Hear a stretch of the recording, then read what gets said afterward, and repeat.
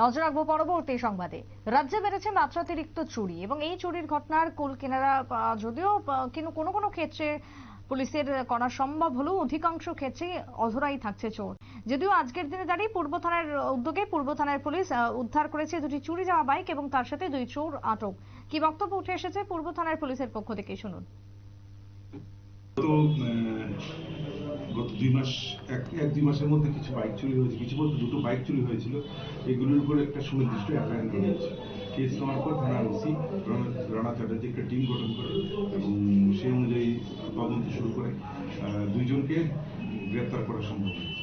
তাদেরকে জনগণ local public এই ক্ষেত্রে অনেক সহযোগিতা করেছে, যাদের নাম যথাসময়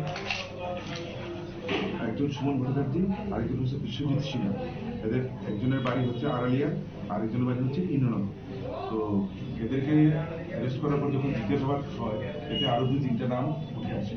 তো ওদেরকেও অ্যারেস্ট করা হবে। এদেরকে আজকে পুলিশ রিমান্ডের জন্য কোর্টে পাঠানো হচ্ছে। জিজ্ঞাসাবাদ করে বাকিগুলি উদ্ধার করা হবে, বাকিগুলিকে অ্যারেস্ট করা হবে।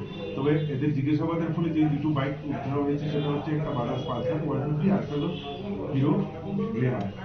কোথা থেকে বাইকগুলো উদ্ধার করা হয়েছে? এগুলি বাইপাসের রাস্তা সংলগ্ন এলাকার জন্য।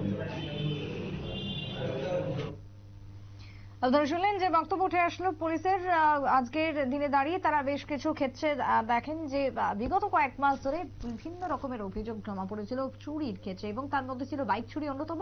এবং সেই চুরির কুলকিনারা করতে গিয়ে অবশেষে ধরা পড়েছে দুই চোর। আগামী দিনে চুরির রুখতে পদক্ষেপ গ্রহণ করবে পূর্ব থানায়, এমনটাই জানাচ্ছেন পুলিশ। ছোট্ট বিরতির পর ফিরবো, সঙ্গে থাকুন।